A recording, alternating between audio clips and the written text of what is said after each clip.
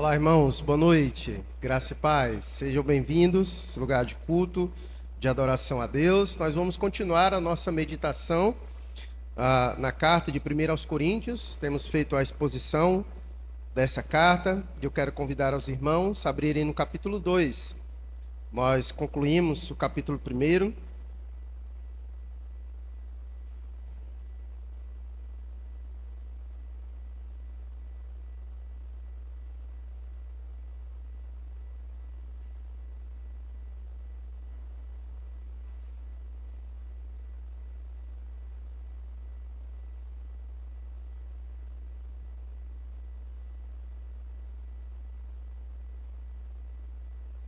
Vamos começar a nossa sexta mensagem nesta carta. Fizemos uma exposição do capítulo 1. Estudamos ela em 5 porções. E pela graça de Deus, hoje nós vamos começar o capítulo 2, do verso 1 a 5 apenas. Vai ser o nosso texto usado para a nossa meditação dessa noite. Que Deus fale aos nossos corações mediante a sua preciosa palavra. Você que perdeu as outras exposições, você pode entrar no canal do YouTube da nossa igreja, já está por lá, e você pode assistir, ainda que está no comecinho, né? Então você dá tempo ainda colocar em dias, pegar, acompanhar conosco, para que você possa ser ricamente abençoado com o restante das exposições. Vamos fazer a leitura. Capítulo 2, verso 1 a 5. Diz assim a palavra de Deus. Eu vou ler na versão NA mesmo. Irmãos, quando estive com vocês, anunciando-lhes o mistério de Deus, não fiz com ostentação de linguagem ou de sabedoria, porque decidi nada saber entre vocês, a não ser Jesus Cristo e este crucificado. E foi em fraqueza, temor e grande tremor que eu estive entre vocês. A minha palavra e a minha pregação não consistiram em linguagem persuasiva de sabedoria, mas em demonstração do Espírito e de poder, para que a fé que vocês têm não se apoiasse em sabedoria humana, mas no poder de Deus. Pois bem, irmãos, nós já estamos aqui começando a nossa sexta exposição dessa carta maravilhosa, e algumas coisas nós já vimos acerca da introdução, de algumas questões que o apóstolo Paulo já tratou com esses irmãos. Mas algumas coisas eu quero lembrar a você para lhe ajudar a dar continuidade, então, através desse texto que nós acabamos de ler. Paulo está tratando aqui, os irmãos bem sabem, que a igreja de Corinto era uma igreja muito complicada. Nós podemos dizer que das igrejas do Novo Testamento apresentadas nas Escrituras, a igreja de Corinto era uma das igrejas mais complicadas. Tanto é que o teor da carta, o conteúdo dela, bem como a forma de Paulo escrever a esses irmãos, tem um tom exortativo. Paulo está os exortando acerca de diversos assuntos. A carta de Corinto é Paulo trabalhando diversos assuntos que eram problemáticos na vida daquela comunidade local, e Paulo então escreve para ajudá-los, para corrigi-los, né, para educá-los no caminho correto de Deus. E nós vimos que a igreja de Corinto, de diversas maneiras, ela foi muito mal influenciada por toda a cultura à sua volta. E um dos problemas, inclusive, que o apóstolo Paulo está tratando, se trata exatamente disso, de um dos problemas que a igreja está lidando por consequência de ter importado para dentro da igreja uma mentalidade, uma cosmovisão, da qual eles tinham adquirido na vida ainda mundana. Do capítulo 1 ao capítulo 4, Paulo está tratando sobre o problema de unidade na igreja. A igreja estava se dividindo, a igreja estava se partindo, estava tendo rivalidades na igreja, de maneira que Paulo, preocupado, ele ouviu, como nós bem vimos, ele recebeu informação dos da casa de Cloe, de que estava tendo divisão, estava tendo briga, confusão dentro da igreja. E Paulo então gasta os 4 capítulos primeiro, exatamente escrevendo esses irmãos para tratar desse problema. Uma casa dividida, ela não pode subsistir. E Paulo, então, está lidando aqui do capítulo 1 ao capítulo 4, tentando resolver, tentando costurar a unidade na vida desta igreja. E um dos motivos, dentre alguns aqui já apresentados, mas um dos motivos que estava fazendo com que essa igreja estivesse dividida era o culto a personalidades. Essa igreja estava dividida porque os irmãos haviam feito culto a certas personalidades e que então a igreja estava meio que com partidos. Haviam aqueles que eram do grupo de Paulo, haviam aqueles que eram do grupo de Pedro, haviam aqueles que eram do grupo de Apolo. Apolo foi aquele que pastoreou esta igreja após a saída do apóstolo Paulo, enquanto esteve ali fundando esta igreja. E tinha aqueles que se achavam mais espirituais e que tinham o partido de Cristo. Nós vamos ver eles mais na frente ainda. Mas de modo é que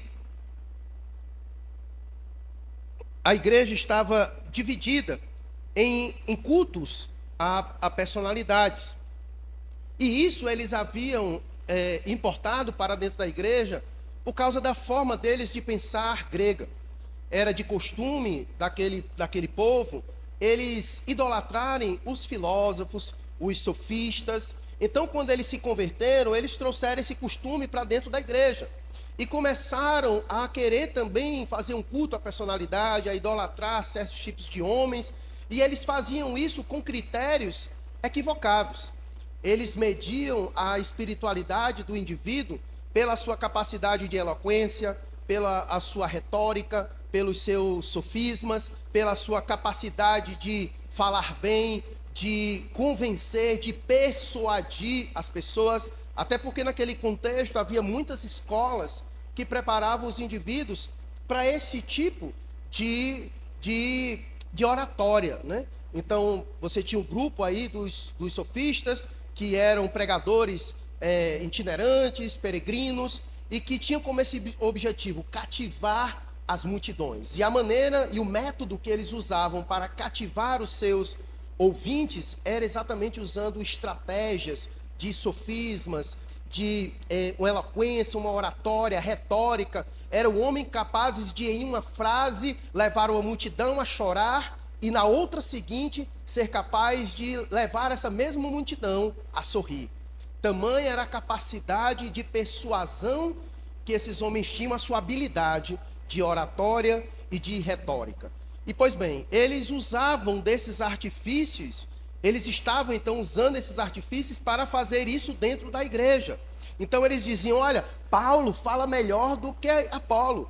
Paulo, quando prega, Paulo, quando ministra, cativa os nossos corações. Vejam as palavras que ele usa, vejam a retórica que ele usa, vejam a forma persuasiva dele de apresentar o evangelho.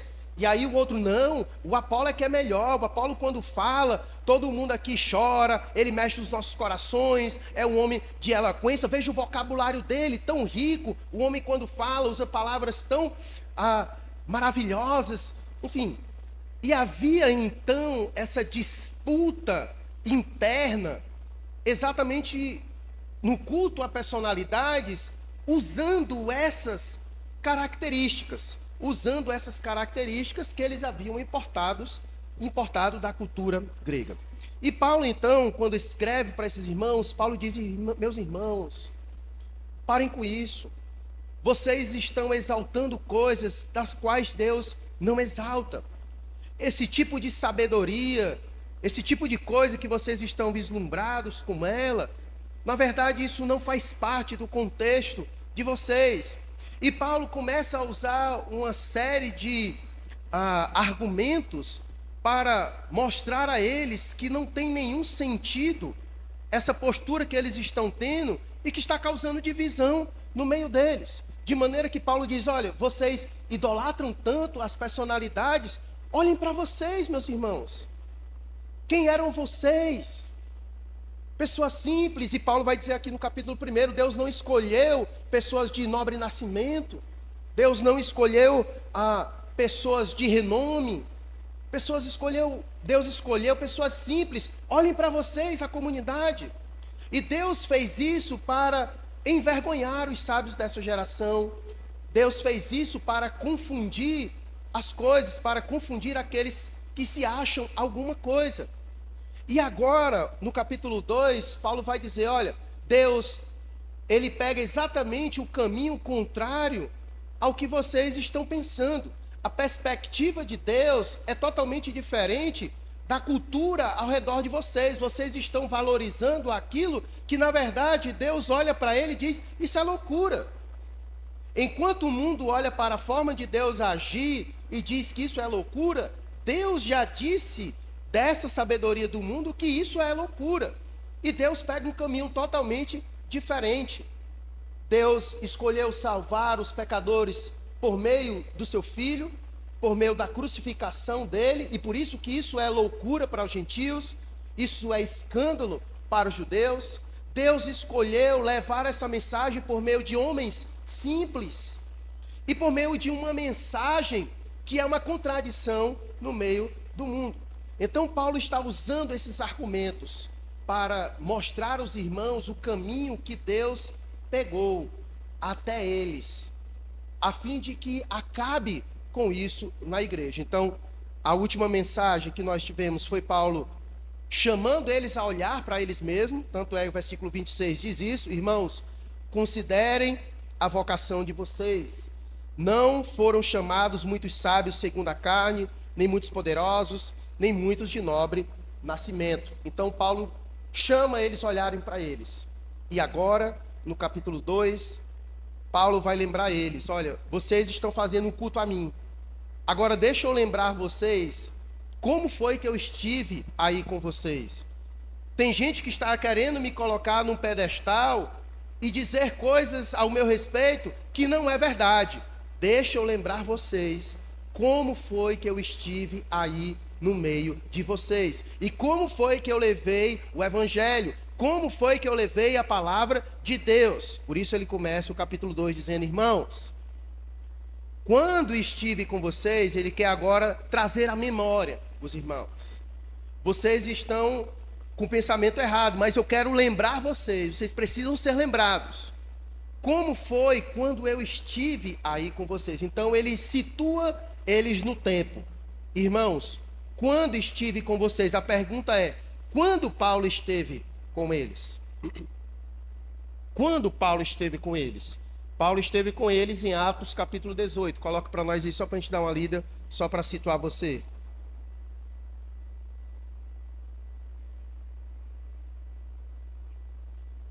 Paulo tinha saído de Tessalônica, Paulo caiu em Atenas, e depois de Atenas, Paulo parte para a cidade de Corinto. Depois disso, deixando Atenas, Paulo foi a Corinto. E vamos ver como foi que ele esteve com esses irmãos. Como foi a chegada de Paulo lá. Como foi que ele se comportou lá. Lá ele encontrou um judeu chamado Áquila, natural do Ponto, recentemente chegado da Itália, com Priscila, sua mulher, porque o imperador Cláudio havia decretado que todos os judeus deviam sair de Roma. E Paulo aproximou-se deles. E como tinha o mesmo ofício, ele passou a morar com eles, e ali ele trabalhava. E o ofício deles era fazer tendas. E todos os sábados, Paulo falava na sinagoga, persuadindo tanto judeus como gregos. Então, Paulo, quando chegou lá em Corinto, ele começa o texto dizendo, irmãos, lembra quando eu estive com vocês? Como foi que ele chegou lá? Ele veio de Atenas, chegou lá, conheceu esse casal, começou a morar com eles, porque eles tinham a mesma profissão, o mesmo ofício que o apóstolo Paulo, e aos sábados, já que ele trabalhava ao longo da semana, aos sábados, Paulo falava na sinagoga, persuadindo tanto os judeus como a gregos. E aí, em um determinado momento em que Paulo estava nessa dinâmica em Corinto, trabalhando durante a semana e aos sábados, pregando, ministrando na sinagoga, ele recebeu a visita de Silas e Timóteo, versículo 5. Quando Silas e Timóteo chegaram da Macedônia, Paulo se entregou totalmente à palavra. Por quê? Porque eles trouxeram recursos financeiros, que está descrito lá na carta aos Coríntios, mais na frente. Então, Paulo recebe recursos financeiros de Silas e Timóteo, e se entrega totalmente à palavra. Ou seja, ele estava só aos sábados, porque tinha que trabalhar para sobreviver, mas agora, já que veio apoio financeiro, Paulo se dedicou totalmente à palavra, testemunhando aos judeus que Jesus é o Cristo. Versículo 6. E como eles se opuseram e blasfemaram, Paulo sacudiu as roupas e disse-lhes: que o sangue de vocês caia sobre a cabeça de vocês. Estou limpo dele e a partir de agora vou para os gentios. Então houve um embate. Então Paulo começou a pregar aos sábados, depois intensificou-se a sua pregação lá em Corinto, nas sinagogas em especial, mas houve embate. As pessoas começaram se opuseram a Paulo e blasfemaram, como diz o texto. E aí Paulo, então, versículo 7, diz: saindo dali, ele entrou na casa de um homem chamado Tício Justo, que era temente a Deus. E a casa dele ficava ao lado da sinagoga. Então teve problema com a sinagoga, aí saiu da sinagoga e começou a pregar vizinho à sinagoga, que era na casa de Tício o Justo, um homem chamado Tício Justo. Então ele começa a pregar ali. E aí, enquanto isso, no versículo 8 diz que Crispo, o chefe da sinagoga, creu no Senhor com toda a sua casa, e também muitos dos coríntios, ouvindo, creram e foram batizados. E é aí que essa igreja começa a surgir. É aí que essa igreja começa a existir. Paulo esteve lá, trabalhando, morando na casa daquele casal, depois ele se intensifica lá, prega, é expulso da sinagoga, vai para a casa ao lado, onde morava esse homem chamado Crispo. Ele então começa a pregar, o chefe da sinagoga se converte, muitos daquele lugar, muitos daquela cidade se convertem, creram e foram batizados. E enquanto isso, houve uma certa noite, versículo 9, Paulo teve uma visão, em que o Senhor lhe disse: não tenha medo, pelo contrário, fale e não fique calado. Como agora estava tendo muito embate, as pessoas estavam perseguindo o apóstolo, então Deus vai a ele, como diz o texto, em uma visão, e dá uma palavra de ânimo para ele, diz: olha, não tenha medo, pelo contrário, fala e não fique calado, porque eu estou com você, e ninguém ousará lhe fazer mal, pois tenho muito povo nessa cidade. Versículo 11, assim Paulo permaneceu em Corinto 1 ano e 6 meses, ensinando entre eles a palavra de Deus. Então, voltando nós para o nosso texto, o versículo 1 diz: irmãos, quando estive com vocês, agora você sabe como foi que Paulo esteve com esses irmãos. Paulo passou aproximadamente assim, mais de 2 anos aproximadamente, ali naquele contexto. Segundo os historiadores, os estudiosos, Paulo passou mais tempo ainda depois que é descrito o versículo 11, que é a descrição do versículo 12 adiante. Então, muito provavelmente, Paulo passou mais de 2 anos nesse lugar. E quando Paulo esteve lá, ele esteve fazendo uma coisa. Irmãos, quando estive com vocês, anunciando-lhes o mistério de Deus. A palavra anunciar aqui é a mesma de proclamar. Esse foi o objetivo do apóstolo Paulo quando esteve entre esses irmãos. Tanto é que o texto que nós lemos, do versículo 11 do capítulo 18 de Atos, encerra dizendo, ensinando entre eles a palavra de Deus. Paulo, quando esteve lá, esteve fazendo isso, se ocupando em anunciar a esses irmãos, proclamar o mistério de Deus. E aqui, quando a palavra de Deus quer dizer sobre mistério, não é aquelas coisas estranhas que nós vemos em muitos movimentos. A ideia aqui do mistério de Deus era aquilo que estava oculto aos olhos das pessoas. Nós bem sabemos que a verdade de Deus, o evangelho de Deus, está oculto aos olhos daqueles que não conseguem perceber a beleza do evangelho. Está oculto para eles, é mistério para eles, eles ainda não entendem.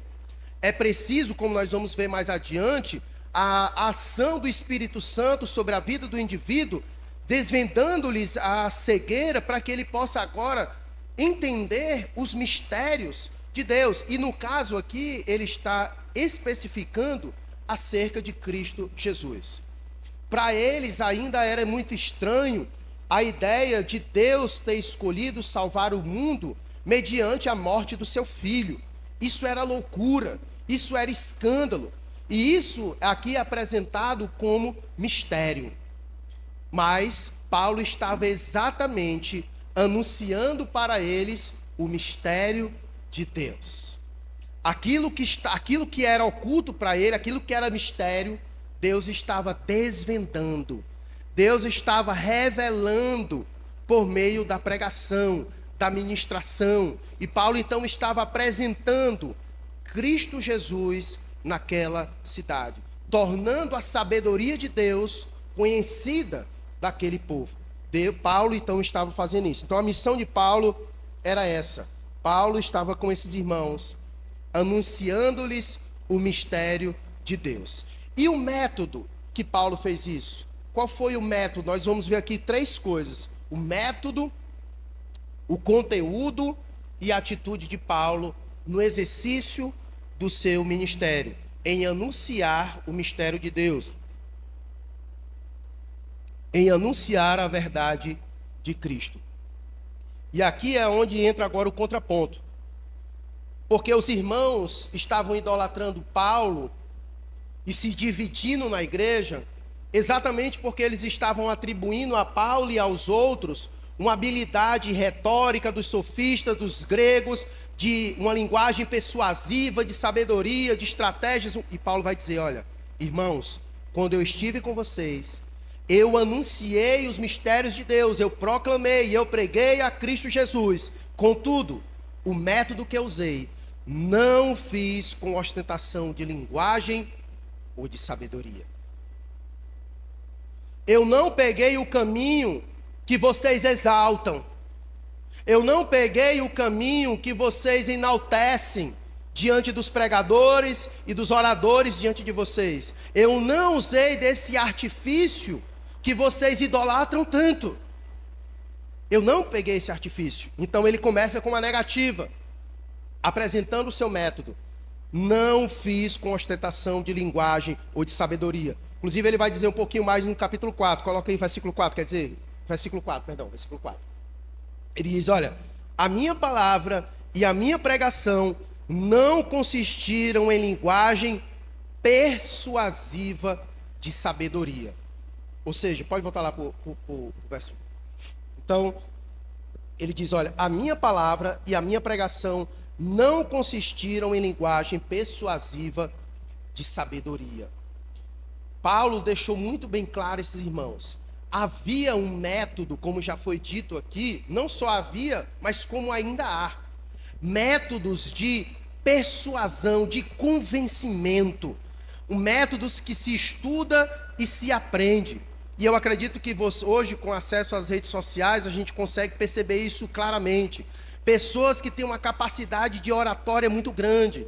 Pessoas que sabem usar as palavras, que sabem impressionar as pessoas, que têm um discurso que cativa as multidões. São pessoas que usam de estratégias, de retóricas, de sofismas, com o objetivo de exatamente conseguir, por meio da persuasão, persuadir aqueles que lhe estão ouvindo.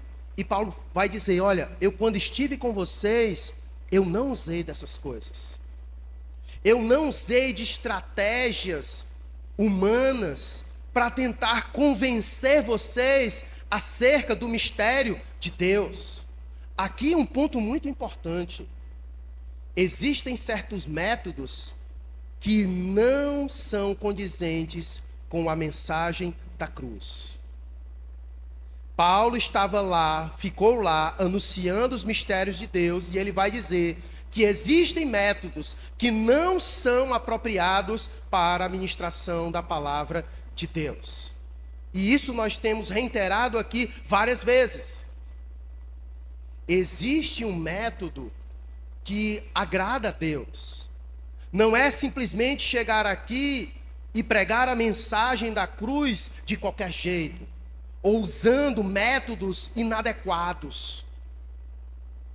Por isso que nós somos, aqui em especial, igrejas tradicionais, nós somos muito criteriosos quanto a isso. Porque o nosso papel aqui não é convencer você, não é usar de estratégias para tocar no teu emocional, mexer com você ou usar alguma artimanha para fazer isso. Não é o nosso papel. Porque nós entendemos que nós somos chamados unicamente para expor a mensagem fielmente. E quem vai fazer esse papel de convencer o seu coração é o Espírito Santo de Deus. E Paulo quer dizer isso para eles. Eu, quando estive com vocês, eu não fiz com ostentação de linguagem ou de sabedoria. A minha palavra e a minha pregação não consistiram em linguagem persuasiva de sabedoria. Paulo então coloca por terra tudo aquilo que eles idolatravam. E Paulo diz: esse método não é adequado para a apresentação do evangelho da cruz. O evangelho não precisa de métodos de convencimento, de persuasão. Por isso que muitas igrejas estão cheias. Pessoas que não foram convencidas pelo evangelho, foram persuadidas pela boa oratória do seu palestrante. São pessoas que saem vazias, porque elas foram persuadidas pela boa oratória do seu palestrante, mas não foram convencidas pela verdade do evangelho. Não foram convertidas pela verdade do evangelho. E Paulo está dizendo-se para eles: eu, quando estive com vocês, anunciando os mistérios de Deus, o método que eu usei não foi com ostentação de linguagem ou de sabedoria, não consistiu em linguagem persuasiva de sabedoria. E a pergunta é: qual método Paulo usou então? Qual método o apóstolo Paulo usou então? Ora, Paulo vinha fazendo a sua peregrinação, pregando em Tessalônica, em Atenas, em Corinto. Nós vimos o capítulo 18, veja aqui o capítulo 17 de Atos, para a gente acompanhar como foi que ele chegou em Corinto, anunciando a pregação. Já que ele não usou de uma linguagem de ostentação, de sabedoria, de palavra persuasiva, qual foi o método que ele utilizou então?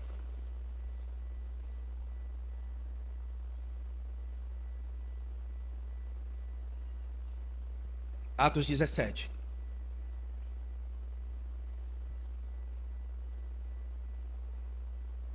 Ele diz assim: tendo passado por Anfípolis e Apolônia, Paulo e Silas chegaram a Tessalônica, onde havia uma sinagoga dos judeus.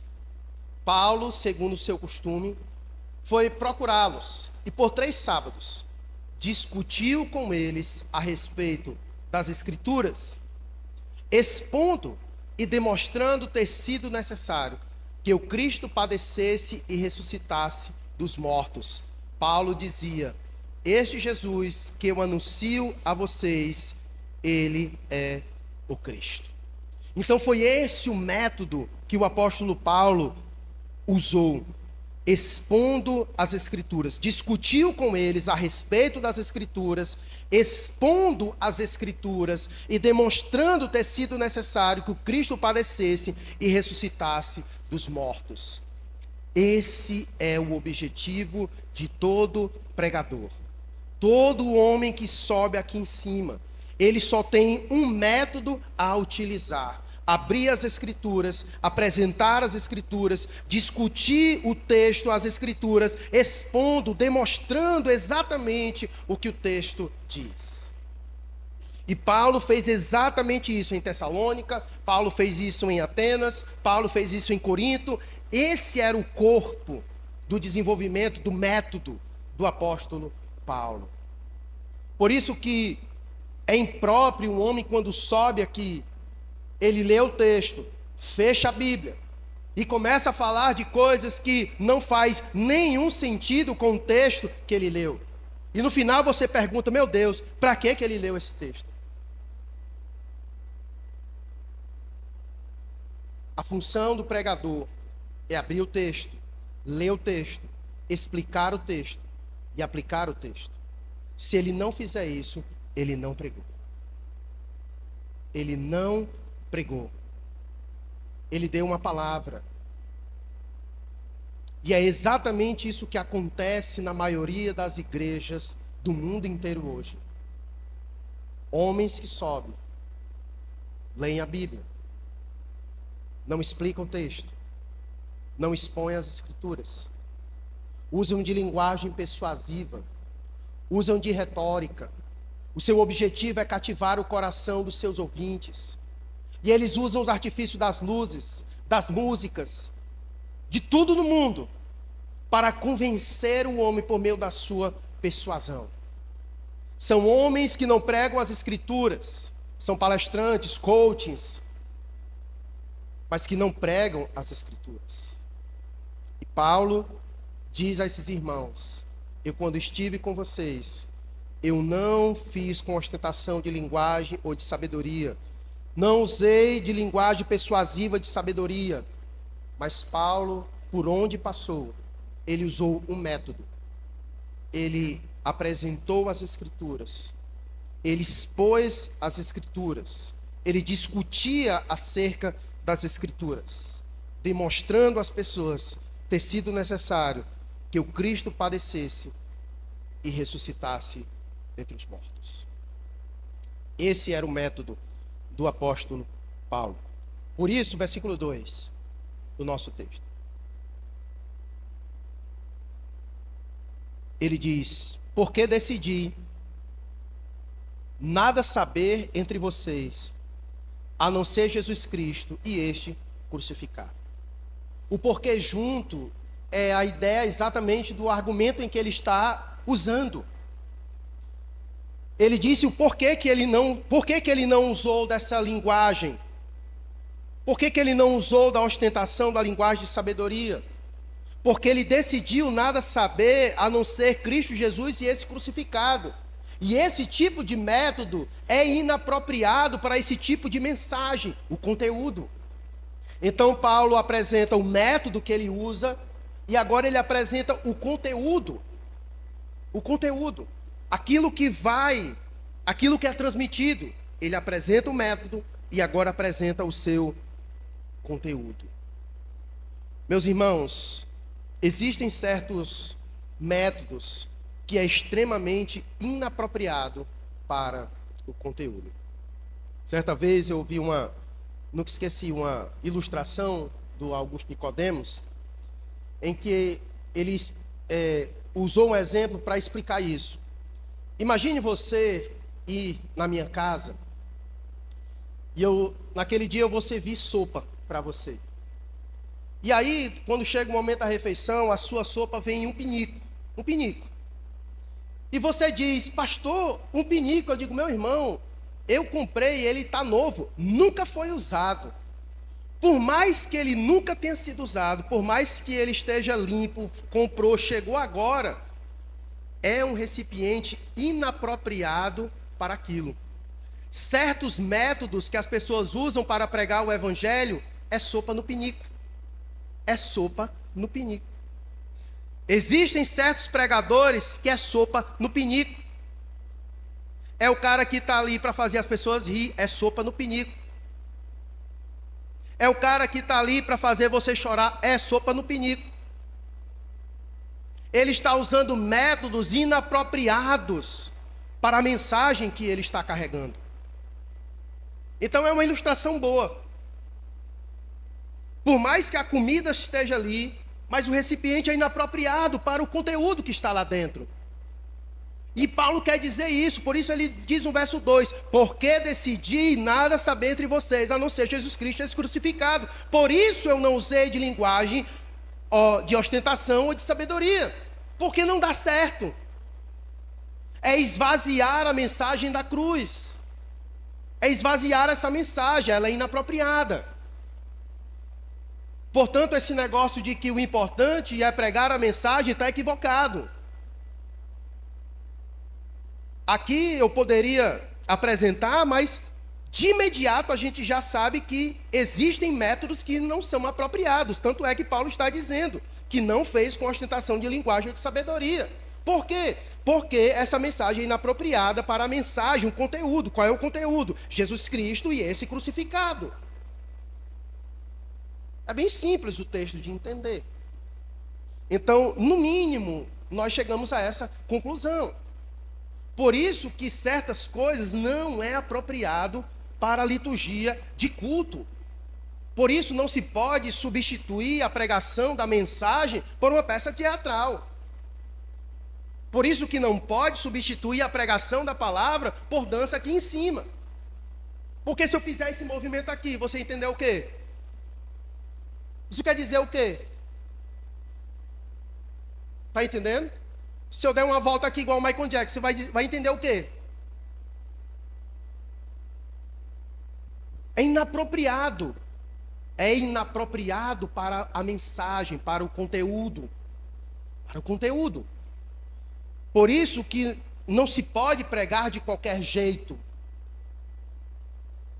Aí existe um método apropriado para a ministração da palavra.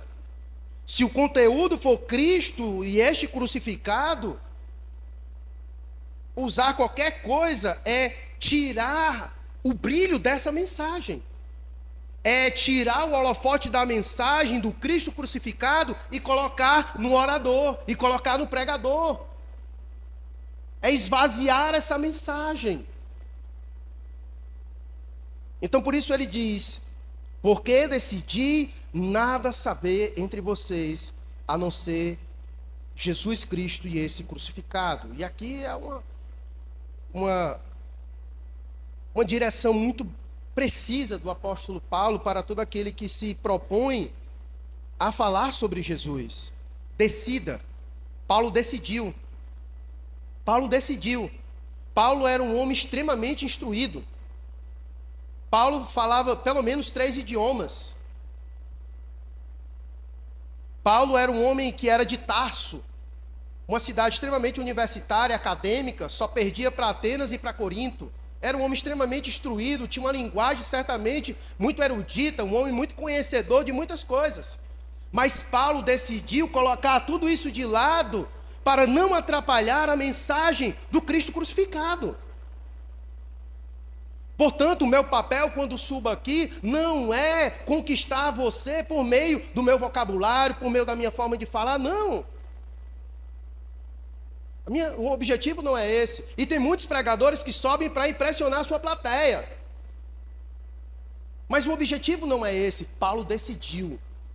Paulo decidiu jogar tudo fora, deixar tudo de lado. Não que isso não tivesse valor, mas quando o assunto é Cristo crucificado, ele deixa essas coisas de lado e decide apresentar isso de maneira que isso fique claro, objetivo, ninguém se perca olhando para ele, ou se vislumbre na sua forma, na sua apresentação, na sua performance. Não, quando ele está ali, o objetivo é: convém que eu diminua e ele cresça. E ele cresça. Aqui não é lugar para espetáculo de homem. Aqui é lugar para adorar o Cristo crucificado. E se o pregador não faz isso, ele tomou a glória que é do Cristo para ele. Então, ele diz: olha, porque eu decidi. Ele decidiu. Nada saber entre vocês, a não ser Jesus Cristo e esse crucificado. Então ele falou do método, ele falou do conteúdo, e agora ele vai falar sobre a atitude, a intenção. São coisas que estão juntas, caminham juntas. Método, conteúdo, a intenção. Esses homens, quando ministravam as pessoas, eles tinham a intenção. Eles tinham a intenção de trazer glória para si. Eram pessoas que se achavam muitas coisas. Eram pessoas que já iam ao seu público carregado de atitudes contrárias ao esvaziamento que a mensagem da cruz propõe. Por isso ele vai dizer no versículo 3: e foi em fraqueza, temor e grande tremor que eu estive entre vocês. Qualquer pessoa, irmãos, que se propõe a pregar Cristo crucificado, ele sobe aqui com muito temor e grande tremor. Quem alguma vez já esteve aqui onde eu estou, sabe muito bem o que eu estou dizendo. Ele sente da dor de barriga, dá muitas coisas. Pessoas perguntam: pastor, o senhor ainda fica nervoso quando prego? Seria estranho se eu não ficasse. Seria estranho se eu não ficasse. É muita responsabilidade chegar aqui em cima e ser porta-voz de Deus e apresentar o Cristo crucificado. Então Paulo vai dizer: eu quando estive com vocês, estive não foi de qualquer jeito. Ele mostra a sua atitude, a sua intenção. Eu estive com vocês em fraqueza, temor e grande temor. Alguns vão dizer que aqui a fraqueza se refere ao espinho na carne. Muito embora seja conjecturas, não há uma certeza quanto a isso. Mas de forma, Paulo foi a esses irmãos com toda a sua simplicidade, como ele é, sem ostentar nada, sem se achar nada, apenas um mensageiro e nada mais do que isso. E foi com muito temor e tremor foi que ele esteve com os irmãos, fazendo o quê? Como disse o versículo 1, anunciando os mistérios de Deus para eles. Com muita fraqueza, temor e grande temor. Foi assim que o apóstolo Paulo esteve com eles. O pregador perder isso, se nós perdermos isso, alguma coisa está estranha, está errado. Alguém quando sobe aqui para transmitir a mensagem, para ser porta-voz de Deus, para anunciar Cristo crucificado, ele entende a responsabilidade, o que está em jogo. E isso gera em seu coração temor e grande tremor, para não falar bobagem, para não falar uma heresia, para não tomar o lugar de Deus, para não usar o método inadequado, com a intenção correta, com a motivação correta, com a atitude correta. E ele continua, versículo 4. A minha palavra e a minha pregação não consistiram em linguagem persuasiva de sabedoria. Ele usou até agora a negativa e agora ele usa a positiva, para dizer, enfim, os métodos que o apóstolo Paulo utilizou. Nós já vimos que ele era um homem que fazia exposição das Escrituras. Mas somente isso não é o suficiente. Olha o que ele diz: mas em demonstração do Espírito e de poder. Segundo algumas versões de tradução, a ideia seria em demonstração do poder do Espírito, certo? Como se fosse uma coisa só. Em algumas traduções ela faz isso da intenção de duas coisas, mas a ideia seria, mais precisa seria isso: Paulo esteve com eles em demonstração do poder do Espírito. Irmãos, por melhor que seja o pregador, um homem dedicado, que passe a semana estudando texto, fazendo a sua exegese, e aqui ele expõe bem direitinho, ele apresenta o texto e ele explica o texto. Ele nunca pode esquecer desse fator principal. Não é simplesmente a sua maneira de apresentar o texto, mas é a ação do Espírito Santo de Deus. No fim, é isso que faz toda a diferença. Porque se ele ministrar a palavra de Deus, o texto fielmente, mas se o Espírito Santo de Deus não atuar por meio da pregação dele, nada feito. Nada feito. Então Paulo derruba e coloca sobre terra toda a pretensão deles. É o Espírito Santo. Ele precisa estar envolvido quando o assunto é Cristo crucificado. Ele precisa estar envolvido. Então, Paulo, quando esteve com ele, Paulo foi em demonstração do poder do Espírito. E Paulo fez isso não somente em Corinto, mas em todo lugar que ele passou. Veja comigo aqui, 1 Tessalonicenses, capítulo 1,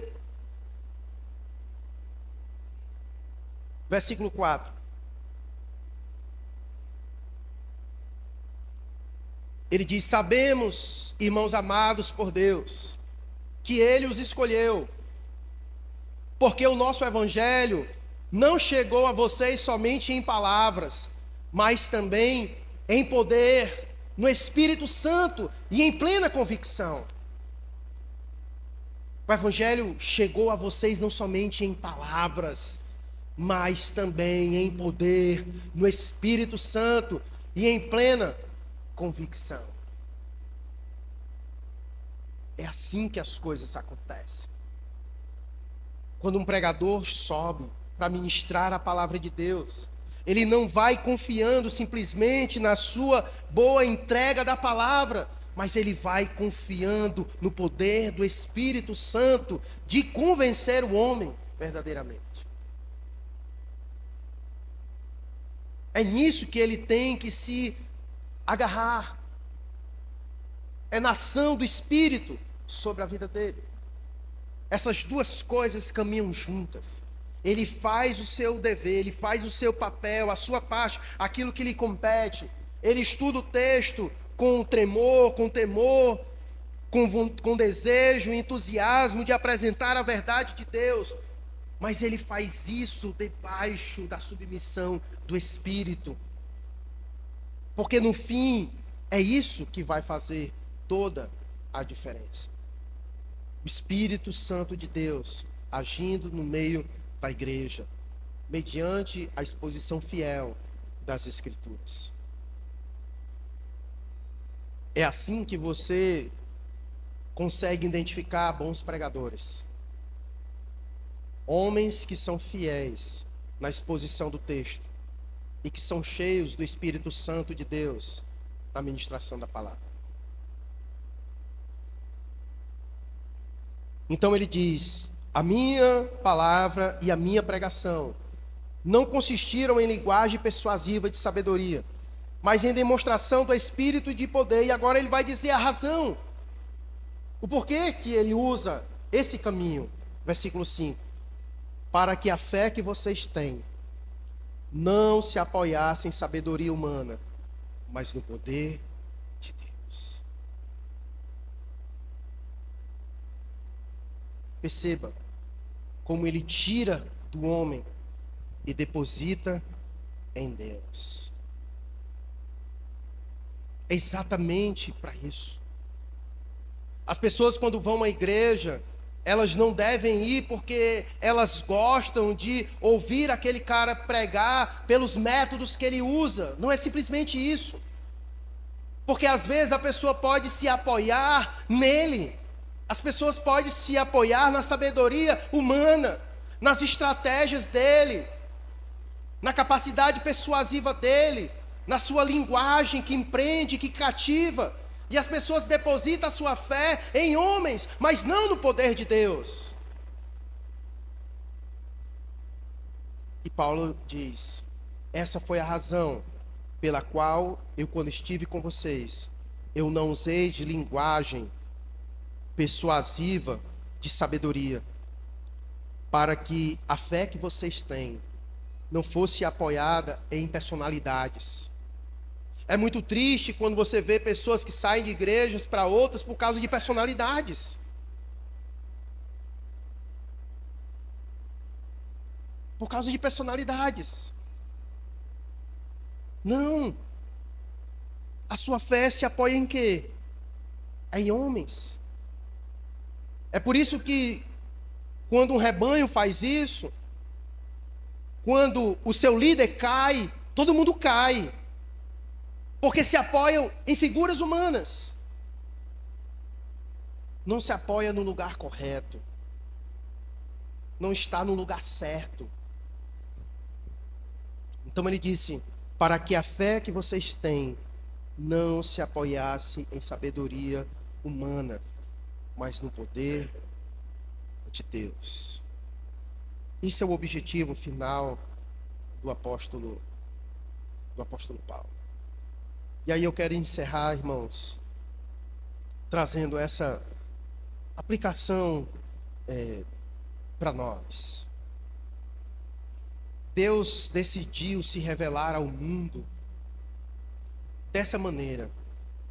Deus apresentou Cristo crucificado como a sua sabedoria.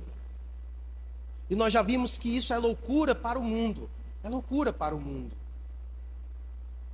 E Deus fez isso para destruir a sabedoria dos sábios, para destruir a inteligência dos inteligentes, para envergonhar, para resumir a nada, para confundir os que são. Deus fez isso. Deus apresenta ao mundo a sua sabedoria por meio da crucificação do seu Filho. E Deus continua envergonhando o mundo, apresentando a sua sabedoria, escolhendo aqueles que não eram nada, aqueles que ninguém dá nada. Exatamente assim. A igreja, ninguém foi salvo, nem Cristo, por causa de alguma coisa em nós mesmos. Não é porque somos bons, não é porque somos de nobre nascimento, não é por isso.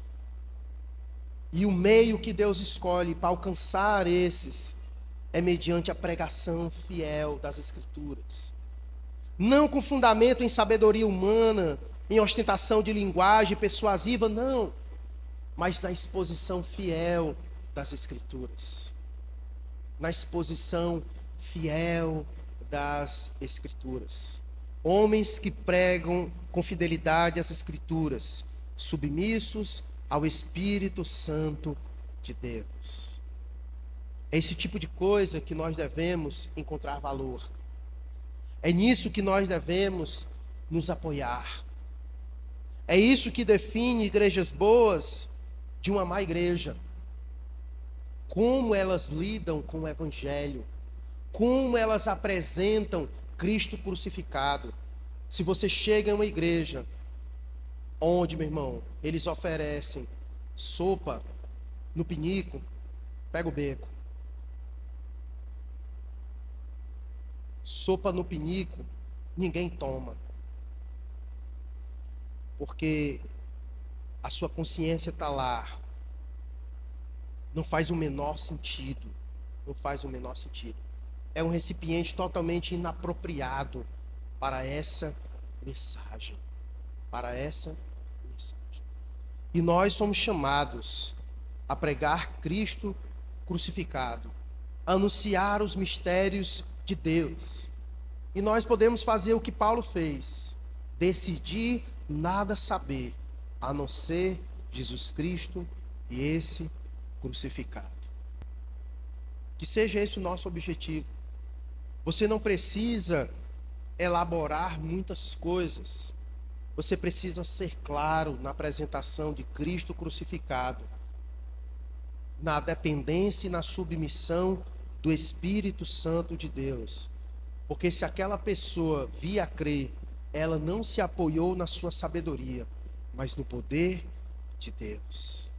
E isso gera conversões verdadeiras, genuínas, porque foi produzidas não pela eloquência do homem, mas pela ação do Espírito Santo de Deus. Que Deus continue nos ensinando e nos instruindo, e que a mensagem a respeito do Cristo crucificado seja o centro. Deve ser sempre cristocêntrico o nosso